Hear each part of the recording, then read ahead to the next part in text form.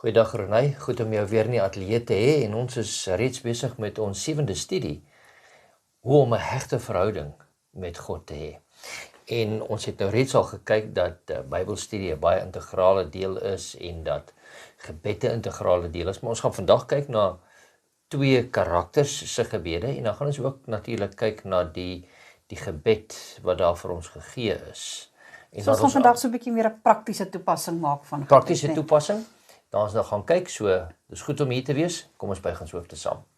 Vader in die hemel, baie dankie dat ons weer eens die woord kan open en ons bid, waar ons weer eens uit die woord gaan lees en leer, bid ons dat die Heilige Gees ons sal lei en dat ons waarhede in u woord sal ontdek. Ons bid dit in Jesus naam. Amen. Amen. So kom ons gaan en dan lees ons Psalm 62 vers 9. Vertrou op hom altyd, o volk, stort julle hart uit voor sy aangesig. God is 'n toevlug vir ons. Nou, hierdie teksvers sê vir ons baie, nee.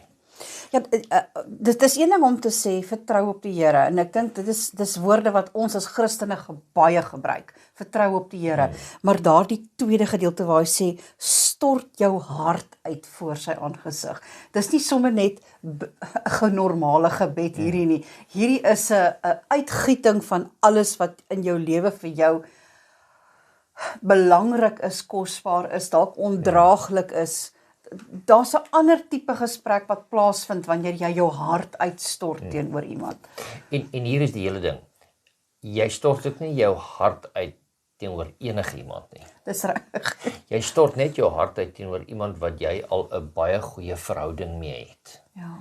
En 'n baie egte vertroue in het. Ja, om hom daarvoor uit te stort om ander mense daarmee te vertrou wat in die kamers van jou hart aangaan.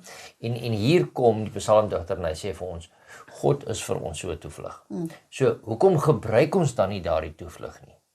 En baie van ons sê, ja, maar ons bid, maar bid ons werklik waar soos wat ons veronderstel is om te bid, soos wat ons met 'n vriend of 'n vriendin praat? Praat ons so met God? Bring ons alles na hom toe soos wat ons dit na hom toe moet bring? En ek dink dit is die gedeelte waarna ons moet kyk en waarna ons moet ervaar en weet wat ons moet doen in ons gebedslewe. Absoluut. So ek wil dadelik gaan en dan wil ek sê kom ons gaan kyk na dit wat Jesus vir ons geleer het. Okay. En dan gaan ons na Matteus hoofstuk 6 toe. Ons gaan na Matteus hoofstuk 6 toe en daar gaan ons saam vanaf vers 5. Matteus hoofstuk 6 vanaf vers 5. Wanneer jy bid, moet jy nie wees soos die geveinstes nie, want hulle hou daarvan om in die sinagoge en op die hoeke van die strate te staan en bid, om deur die nasies gesien te word. Voorwaar ek sê vir julle dat hulle loon weg het. Maar jy, wanneer jy bid, gaan in jou binnekamer, sluit jou deur en bid jou Vader wat in die verborgene is, en jou Vader sal wat in die verborgene is, wat in die verborgene sien, sal jou in die openbaar vergelde. En as jy bid, gebruik nie die ydelle herhaling van woorde soos die heidene nie, want hulle dink dat hulle deur hul baie woorde verhoor sal word. Moet dan nie soos hulle word nie, want julle Vader weet wat julle nodig het, voordat julle hom vra. So moet julle dan bid, Onse Vader wat in die hemel is, laat u naam geheilig word, laat u koninkryk kom, laat u wil geskied, soos in die hemel, net so ook op die aarde. Gee ons vandag ons daaglikse brood, en vergeef ons skulde, soos ons ook ons skuldenaars vergewe. En lei ons nie in versoeking nie, maar verlos ons van die bose, want aan u behoort die koninkryk en die krag en die heerlikheid, tot in ewigheid. Amen. So hier sien ons hierdie hele gedeelte, en voor ons in die gebed van Christus ingaan, wat hy gesê het, so met julle bid, sien ons die paar verse voor dit, wat sê, julle moenie soos hierdie ander mense bid net om gesien te word nie. Met ander woorde, hierdie uitstorting van die Gees, soos wat ons gelees het in Psalm, sê vir ons, gaan in jou binnekamer, en praat met die Here in jou binnekamer. So met ander woorde, moenie dit net 'n uiterlike moenie dit deel van jou godsdienst wil maak nie. Gebedstye moenie net 'n openbare tentoonstelling word van hoe goed jy kan praat, hoeveel hoë woorde jy ken en hoe mooi gebede jy kan skryf nie. Dis eintlik maar basies waarop dit neerkom. En dit is mooi dat hy van daar af aangaan en hy sê maar wanneer jy met die Here wil praat, wanneer jy jou hart vir hom wil uitstort, gaan in jou binnekamer en dit is vir my so mooi dat hy sê sluit die deur toe. Kom op 'n plek waar mense jou nie kan kom pla in die tyd wat jy met die Here wil deurbring nie. En dan kom die ander gedeelte en ekskuus tog.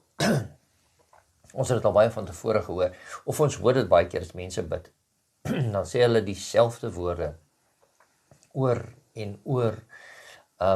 En baie mense doen dit want hulle gee eer aan die Here.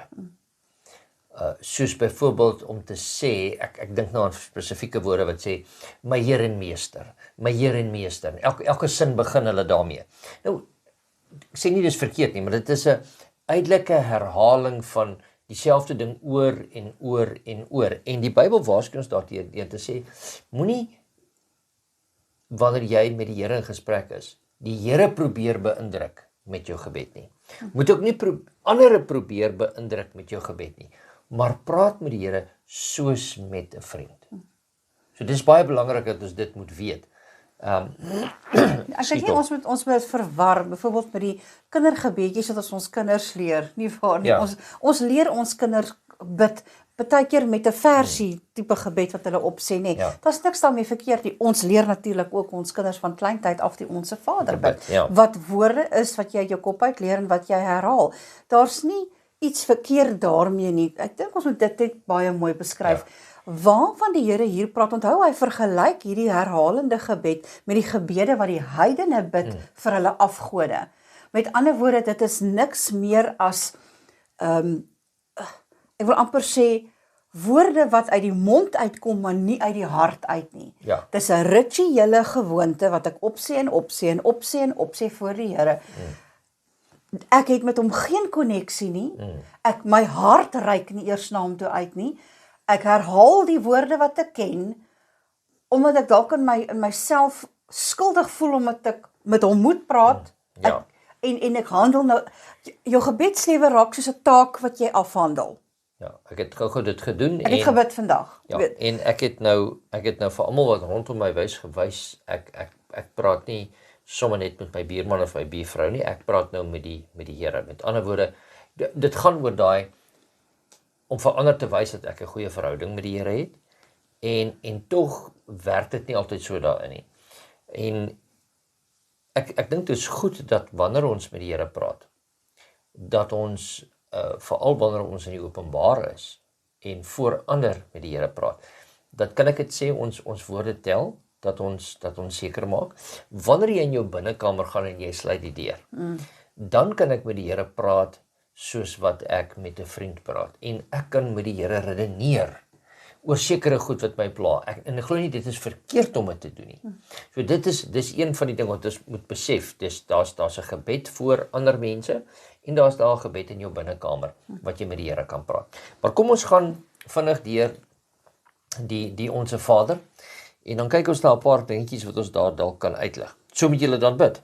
Onse Vader wat in die hemel is, laat u naam geheilig word. Nou die heel eerste gedeelte sê vir ons moet die een aanspreek, en ons moet weet met wie ons praat. Erken en hom. om so daarvolgens aanspreek, dat die Here weet ons praat met hom. Maar ek vra altyd die vraag, weet ons dat ons met die Here praat? Weet ons dat hy ons meerdere is, dat hy ons skepper is? En in hierdie eerste aanhaling wat hy gee, sê hy, ons moet so bid, maar ons moet ook bid dat dit persoonlik is, want hy sê, dit is Onse Vader. Nou kom hy daar en sê, laat die koninkryk kom, laat u wil geskied soos in die hemel, net so ook op die aarde.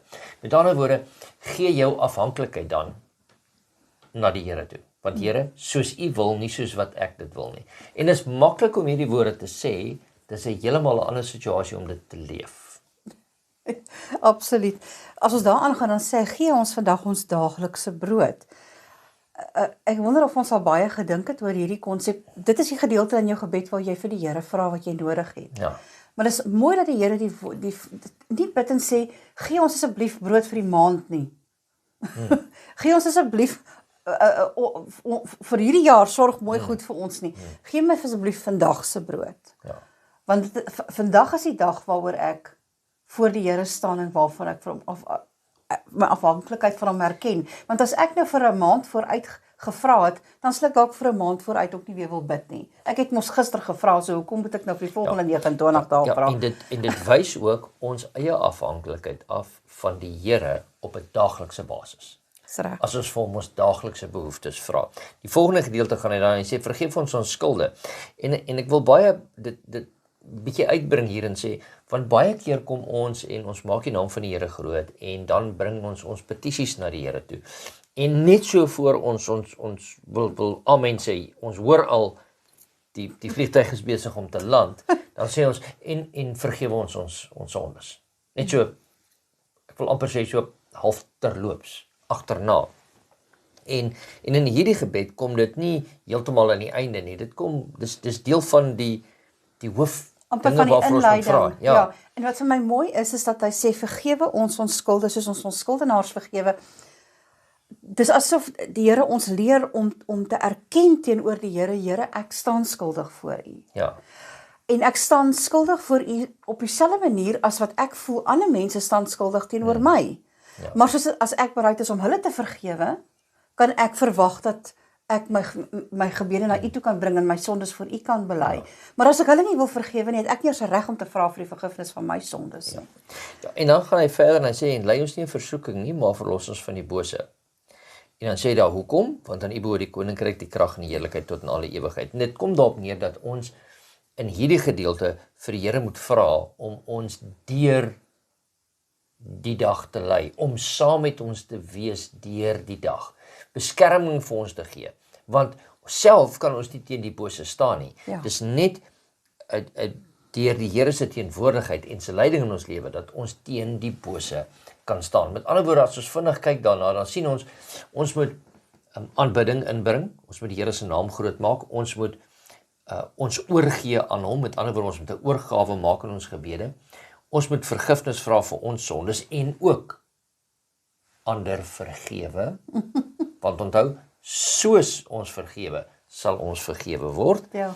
En daarom wil ek baie keer dink dat baie van ons vra vir vergifnis, maar ons gee nie vergifnis nie, daarom kry ons nie vergifnis nie.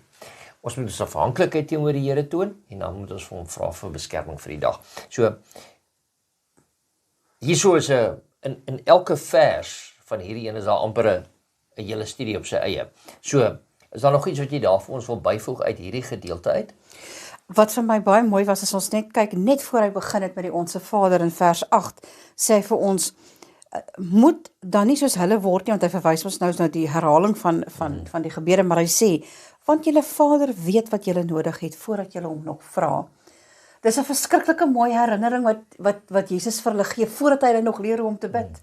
Is dat hy vir hulle sê, onthou nou baie mooi, dis nie dat jy in jou gebede die Here oorhaal om jou te help nie. Ja. En dit is iets wat ek en jy moet besef.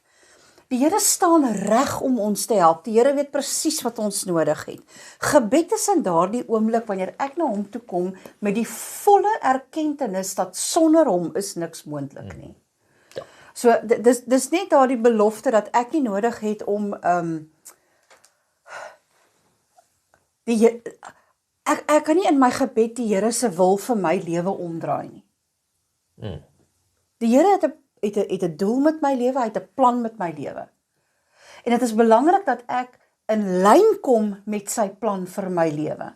En dat ek in lyn met sy plan vir my lewe bid, want dan sal jou gebede verhoor word. Dan hardloop jou lewe, nie waar nie. So ek dink in 'n groot mate hierdie mooi eerste gedeelte wat ons gesien het en wat ons nou gelees het, is so half 'n waarskuwing teen geestelike rebelsheid. Bid omdat jy 'n verhouding met die Here wil bou, nie omdat jy gesien wil word nie, en nie omdat jy dink jy kan die Here se plan vir jou in die wiele ry nie. Ja. Kom ons gaan na ons volgende gedeelte toe, en dis 'n baie bekende gebed wat ons van ken, of iemand wat gebid het, en ons kry dit in 1 Konings hoofstuk 18 en 19, ek sê 18 en 19, want ons moet daar in die agtergrond kry, Elia is teen die Baal-profete, hy vat hulle daar teen die berg Karmel op, en ons weet daar is 'n groot tweestryd wat plaasvind, en daar word gebid en gevra dat die Here vuur uit die hemel uit moet laat kom, en dan sodat die Here kan wys wie hy is vir die volk, en sodat die Here dan vir die volk kan wys wie is sy profeet, en dis Elia. En ons weet wat gebeur het, en die Here het geantwoord, en die afgodspriesters is almal doodgemaak. En hier gebeur iets interessant. Die koning gaan terug huis toe. Hy het daar heeltyd gestaan, hy's die koning, maar die enigste een wat na bevele geluister het, was die koning. Want Elia het die bevele gegee. En hy gaan huis toe, en ons kry dit vinnig daar in hoofstuk 19, en hy kom by die huis, en nou vertel hy sy liewe vroukie alles. Ai. En hy sê daar, en Agab het aan Jezebel meegedeel, alles wat Elia gedoen het. Ja, alles. Hoe hy al die profete met die swaard gedood het. Daarom stuur Jezebel 'n boodskapper na Elia om te sê, mag die gode so doen en so daarin toe doen, sekerlik sal ek môre sulke tyd jou siel maak soos die siel van een van hulle. Nou, hierdie is die interessantheid wat ek altyd dalk nie kan verstaan nie, ek moet dalk 'n bietjie meer studie doen daarin, maar sy stuur nie iemand om te gaan doodmaak nie. Sy stuur iemand Sy stuur hom 'n boodskap om hom te sê, môre gaan ek jou doodmaak. En hier is die man wat nou gestaan het teen 'n hele volk, teen 'n koning, teen 'n leermag. Die Here het hom geantwoord, hier praat 'n vrou met hom. En wat maak hy? Hy skrik vir haar. Vers 3 sê, toe hy dit sien, het hy klaargemaak en terwille van sy lewe weggegaan. En toe hy in Berseba in Juda aangekom het, het hy sy dienaar daar laat agterbly. Nou, ek het 'n vinnige vorige keer 'n sommetjie gemaak van daar waar hy gevlug het tot by Berseba. Dis omtrent 182 km. Sjoe. Wat hy weggehardloop het vir hierdie vrou. En dit is waar hy sy diensknegt los. Maar self het hy 'n dagreis ver die woestyn ingegaan en dit is nog tussen omtrent 32 na 40 km. So hy wil regtig wegkom van hierdie vrou af. En hy het gewens, in vers 4 sê ons daar, het gewens dat hy mag sterwe en hy sê, dit is genoeg. Neem nou my siel weg, Here, want ek is nie beter as my vaders nie. En nou sien hy gaan lê daar en hy gaan slaap. En toe hy opkyk, het die engel daar hom wakker gemaak en vir hom kos gegee om te eet. En vir hom sê, hoorie, jy moet 'n bietjie eet, jy moet versterk wees, net weer gaan slaap, weer wakker gemaak, weer geëet. En toe gebeur iets baie snaaks. Hy sê, hy stap daar in vers 8, toe hy opstaan en geëet het en gedrink het, deur die krag van die voedsel, 40 dae en 40 nagte lank geloop, tot by die berg van God, tot by Horeb. Nou dit was min of meer van hier waar hy was, weer 'n 330 km omtrent, wat hy gestap het, om weer daar uit te kom. En dit sê vir ons, vir 40 dae en 40 nagte. So hier kom die Here en hy onderhou sy profeet. Nadat sy profeet 'n goeie gebed gebid het, eenvoudige gebed, Here verheerlik U en verheerlik my, en hy hardloop weg. En die Here verstaan. Baie keer is ons op 'n geestelike hoog en dan bid ons. In die volgende oomblik gebeur iets snaaks. Ons kan nie verstaan dat hoe val ons daarvoor nie. Ja. Ek dink ja, ek gaan gou daar kan inspring. Vir my die storie van Elia is so 'n pragtige voorbeeld van pure menslikheid. Selfs vir 'n groot profeet soos hierdie man. Daar kom 'n tyd wanneer moegheid jou grootste vyand is. Ja. En ek dink, as dis my opinie, dis 'n Ronay opinie. Ek dink na die hele Karmel ondervinding, en onthou agterna het hy nog gebid vir reën. Hy het deur hierdie tyd van droogte gegaan saam met die volk. Dit was 'n moeilike tyd. En die Here breek daardie houvas wat die Satan gehad het oor die volk, en hy bring weer reën in die land, en in daardie emosionele tyd kom hierdie verskriklike dreigement. En ek dink nie, hierdie vrou het nou sommer net gekom met 'n klein dreigementjie nie. Ek dink ons moet verstaan, dit was 'n dreigement van so 'n aard dat 'n man wat baie moeg en baie uitgeput was, fisies en geestelik en emosioneel net nie meer kans gesien het hiervoor nie, omgedraai het en gevlug het. Ek en jy kom ook op sulke tye. En hoe belangrik is dit dan nie om by die voete van die Here te kom, waar ons soos in Psalm lees, nou kom jy sluit jou deur toe, jy stort jou hart voor die Here uit, Veral wanneer jy op daai punt kom, wanneer jy hart en siel en emosioneel so moeg is, dat die wêreld vir jou te veel word. En hier is die hele ding, die Here het nog steeds, wil ek amper sê, simpatie met ons, as ons in sulke situasies in ons lewens in is, want nadat die Here hom nou kos gegee het, en hy het opgestaan en hy het geëet, het hy vir 40 dae en 40 nagte geloop, en toe hy daar by die plek aankom, sien ons in vers 9, en hy het daar in 'n spelonk gegaan, en die nag daar oorgebly, en kyk, die woord van die Here het tot hom gekom, en vir hom gesê, wat maak jy hier, Elia? Dis asof hy nou weer in 'n ander rigting ingegaan het, en die Here sê vir hom, wat maak jy hier? Dis nie waar ek jou wil hê op hierdie situasie nie. En Of kan ons eerder sê, ek het jou nie hiernatoe gestuur nie. Nee, jy het nou op jou eie hier uitgegaan. Jy het eers weggehardloop, nou gaan jy in die teenoorgestelde rigting. En ons sien daar kom die Here na hom toe. En ons sien daai gedeelte van, die Here sê vir hom, vers 11, gaan uit en staan op die berg voor die aangesig van die Here, en kyk, die Here het verbygegaan. Terwyl 'n groot sterk wind die berge skeur en die rotse verbreek voor die Here uit. En die wind was die Here nie. En na die wind 'n aardbewing, en die aardbewing was die Here nie. En na die aardbewing 'n vuur, en in die vuur was die Here nie. En na die vuur die gesuis van 'n sagte koelte. En toe Elia dit hoor, het hy sy gelaat met sy mantel toegedraai en uitgegaan en by die ingang van die spelonk gaan staan. En daar kom 'n stem na hom wat sê, wat maak jy hier, Elia? En ons sien hier dat Elia besef het, die Here kom in rustigheid na hom toe. Nie in die wind en die vuur en die aardbewing en wat alles goed van woede vir ons kan voorstel nie. Maar die Here kom na hom toe in sy moeilikheid waar hy is. En die Here wil vir hom sê, ek is nog steeds hier by jou. Wees rustig. Dit laat my verskriklik baie dink aan die tuin van Eden situasie, net na die sondeval. Die Here het baie goed geweet wat het gebeur met Adam en Eva, en tog kom hy sy afspraak met hulle na, wat hy in die aand gehad het om in die aandwinkie saam met hulle te stap, en toe hy daar kom, toe vra hy vir hulle, waar is jy? Wat het jy gedoen? Maar hy het sy afspraak nagekom, dis basies dieselfde situasie wat ons hier kry, en so 'n mooi belofte vir jou en vir my. Daar kom 'n dag en 'n tyd wat ek en jy gaan droog maak. En ons gaan ook op 'n plek kom waar die Here sê, wat maak jy hier? Dis nie waar ek jou gestuur het nie, dis nie waar jy moet wees nie, hierdie was nie die besluite wat jy moes geneem het nie. Jy het nou geskrik vir 'n situasie, en jouself in 'n rigting ingevat, sonder om my te raadpleeg, want en te hoor, hoe moet jy die situasie hanteer? En in daardie oomblik, wanneer ek en jy tot daardie besef kom, dat ons heeltemal sonder die Here opgetree het, nie sy wysheid gevra het nie gevra het waartoe ons moet gaan nie. Dit is dan die oomblik wanneer ek en jy moet besef hoe naby die Here dan eintlik aan ons is. Ja. En hoe ons sy toenadering kan soek in daardie sagte windjie. Ja, kom die Here daar. Vir ons. Ja, ek wil net vinnig teruggaan na vers 10 toe. Dis baie belangrik dat ons dit doen. Hy praat hier met die Here en hy sê, ek het baie geywer vir die Here. Ek wil amper sê, nou begin hy homself jammer te kry.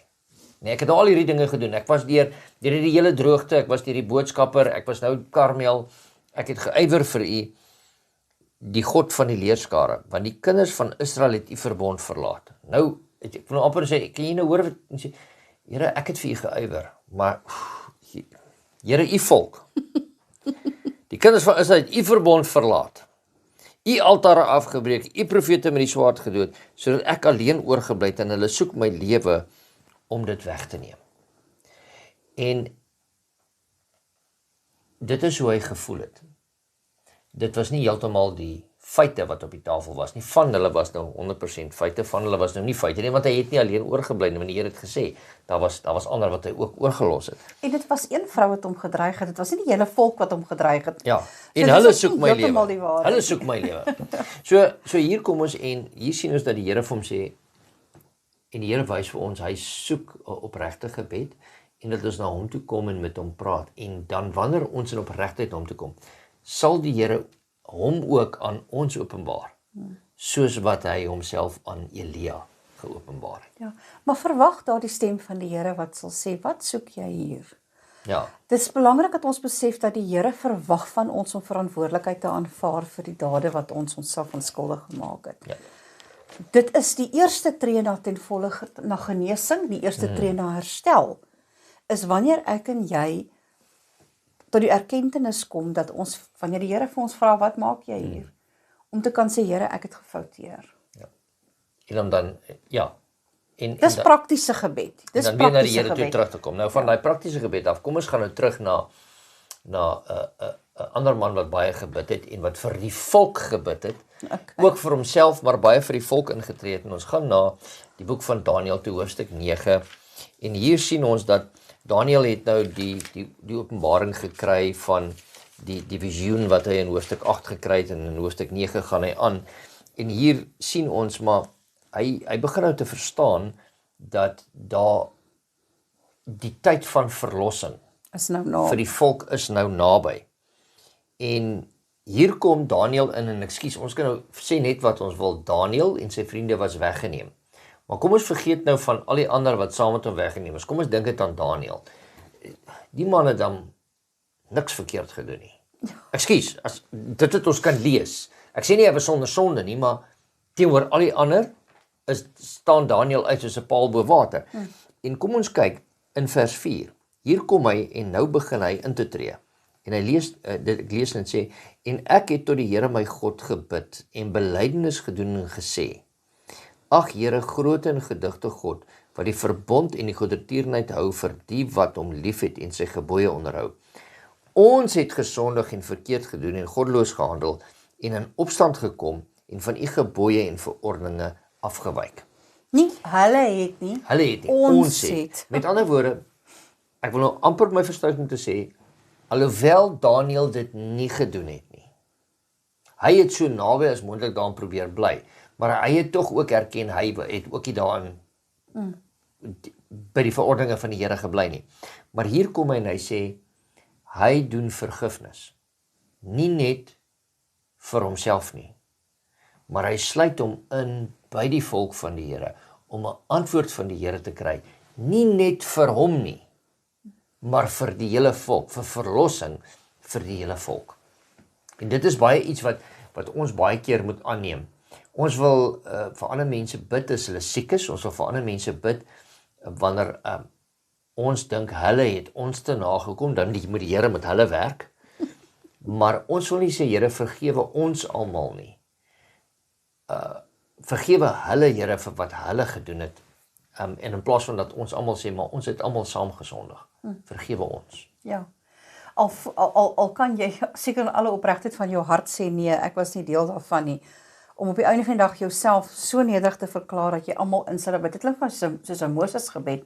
Moses het presies dieselfde gedoen, op 'n stadium tot gekom en gesê, Here, vat dan my naam uit die boek van die lewe uit weg, maar moet tog nie u volk veroordeel nie. Selfde situasie hier, dat jou liefde vir die siele van diegene rondom jou, die passie wat jy het vir daardie siel, om redding vir hulle te sien.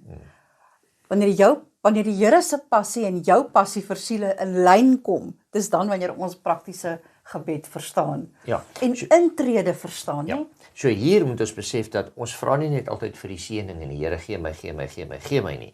Maar ons kom ook hier en ons moet belydenis doen. Maar met daai belydenis wat ons doen, baie keer sê ons, ag Here, vergewe my tog my sondes wat ek vergewe het. En ek sê altyd vir die mense, moet dit tog asseblief nie so doen nie. Julle het nie in, nou het ek nie die Afrikaanse woord daarvoor nie. Julle het nie in balk gesondig nie. In 'n globale, al julle sondes op een oomblik gedoen nie. Maar ons wil in een oomblik dit vergewe hê. En ek sê nie dis verkeerd nie, maar hier kom dit in, wanneer ek my sondes opnoem vanaand of vanmôre, dan besef ek wat ek alles verkeerd gedoen het. En wanneer ek besef wat ek verkeerd gedoen het, dan gaan ek vandag dalk daaraan begin werk. Maar as ek net sê, ag Here, vergewe my sondes.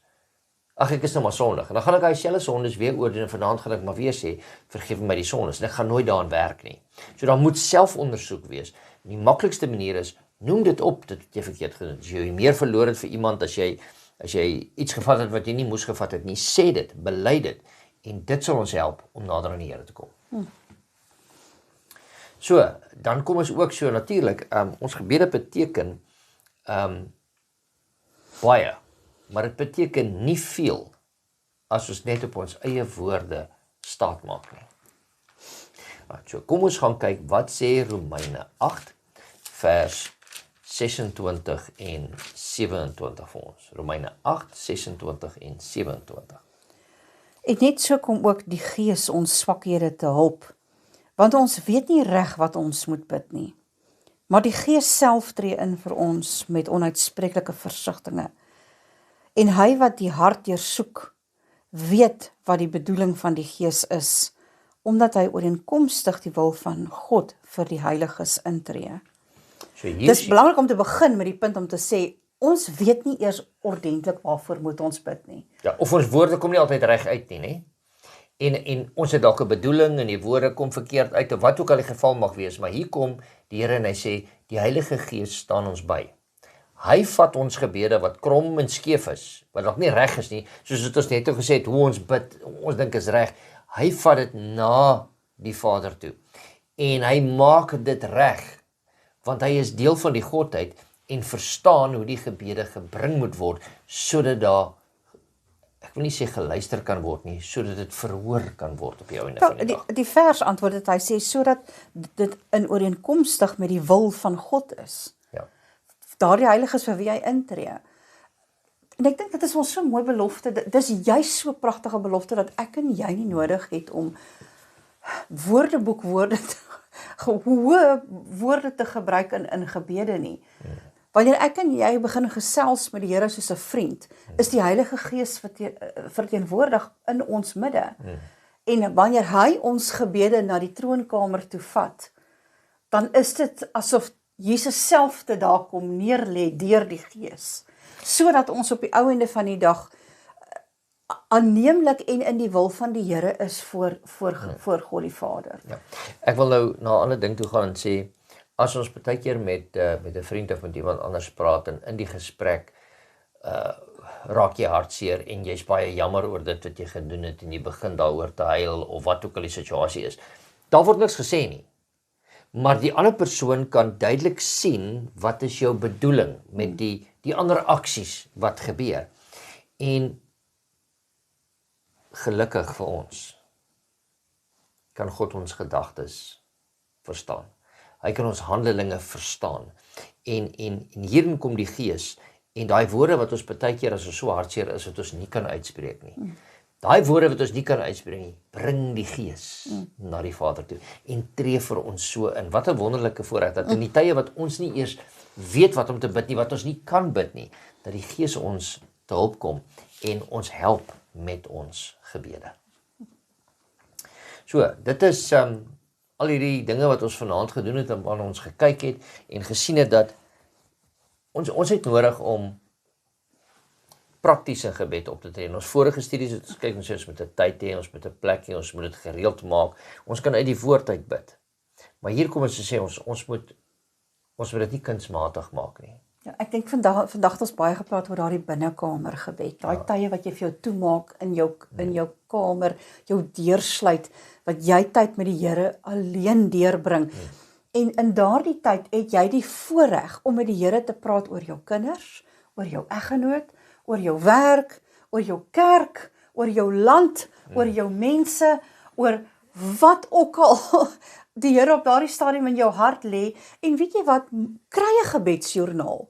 Skryf jou gebede neer, want dan kan jy ook langs daardie gebed neerskryf wanneer die Here daai gebede verhoor het, sodat jy weer wanneer jou geloof begin wankel, daai gebedsjoernaal kan vat en gaan lees hoe die Here jou gebede beantwoord het, sodat jy herinner kan word aan hoe die Here jou gelei het in die verlede. Ja, dis baie belangrik, sodat jy nie net herinner word oor hoe die Here die mense in die Bybel gelei het nie, maar dat dit prakties is en dat die Here jou ook gelei het.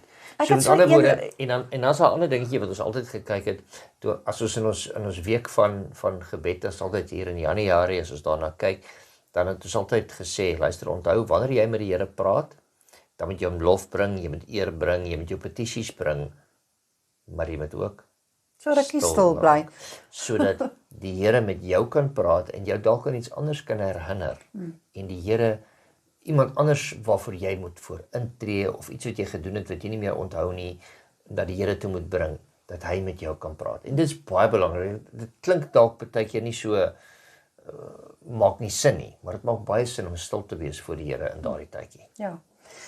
Net so 'n laaste woord van my af. Het jy al vir die Here gevra om jou te help om reg te bid? klink nou half snaaks wat ek nou sê. Jy weet, daar's soms dat ons 'n gebed het wat ons vir die Here, iets wat ons wil hê, of iets wat ons wil hê moet gebeur, en dalk moet jy nou al jare daarvoor. En dit voel vir jou niks gebeur nie. Dalk moet jy op 'n punt kom waar jy sê, Here, help my om in u wil in te bid, en help my om te verstaan waarvoor moet ek bid. Want jy weet, ons het mos 'n prentjie uit ons verwysingsraamwerk uit van die enigste 1, 2 of 3 maniere hoe ons 'n uitkoms sien. En dan wil ons mos nou nog vir die Here voorsê. Ja, een sal beter werk as of twee. so doen, of u moet dit so doen, of wie wat ek dink die beste were gaan wees as u dit vir ons so doen. Intussen het die Here al heeltemal 'n ander manier in gedagte van hoe hy dit wil doen, want hy kan die groter prentjies sien, nie waar nie. Daar's 'n tyd wanneer ek en jy moet dis seker die praktiese raad wat ek vir vanaand kan gee. Prakties op 'n punt kan kom waar ek ophou om vir die Here voor te sê hoe hy sy werk in my lewe moet doen. En eerder sê, Here, hierdie situasie weet ek nie hoe om te hanteer nie. Ek weet nie wat om te doen nie. Ek weet nie eers hoe moet ek daarvoor bid nie. Lei my in wysheid tot in my gebede, dat ek weet dat ek in lyn is met u met u wil. En ek kan vir u vandag uit ondervinding sê, jy sal verbaas wees hoe die Here jou lei in wat om te bid. Ja, net 'n laaste dingetjie wat nou weer by my opgekom het. Ek dink in ons vorige week by 'n Bybelstudiegroep het ek gesê, wanneer ons kom en ons sê ons moet bid of ons gebede, verander daardie woordjie net en sê ek gesels, ek praat nou met die Here. Want dan sal ons besef dat ons nie net vir die Here net kan dinge vra nie, maar dat dit 'n wederwysige gesprek moet wees. So, want dit is wat 'n gebed is 'n gesprek met God. Om eer aan hom te bring, ja, om vir hom dinge te vra, ja, maar om ook vir hom leiding te vra en ook vir hom te sê dat hy sy planne in ons lewens duidelik moet maak. Ronay, dit was goed dat jy weer saam met ons in die ateljee was. Dankie dat jy saam met ons gestudeer het. Dankie dat ons weer in u huis kon kuier in hierdie dag. Ronay, sluit vir ons af met 'n gebed. Kom ons bid saam. Here, wat 'n voorreg is dit om in gebed na u toe te kom. Wat 'n voorreg is dit om ons deur toe te maak, om toe te sluit en alleen met u te wees en ons harte teenoor u uit te stort. Here, u is die een vir wie ons hierdie dinge wil bring en aan wie ons die binnekamers van ons hart bekend wil maak. En Here, dankie vir die voorreg om dit nog te kan doen in absolute vryheid. Here, ek vra dat u ons luisteraars sal seën en dat elkeen van hulle in u die opregtheid van gebed sal ontdek, sodat hulle 'n dieper verhouding met u kan hê. Ons vra dit in u naam. Amen. Amen.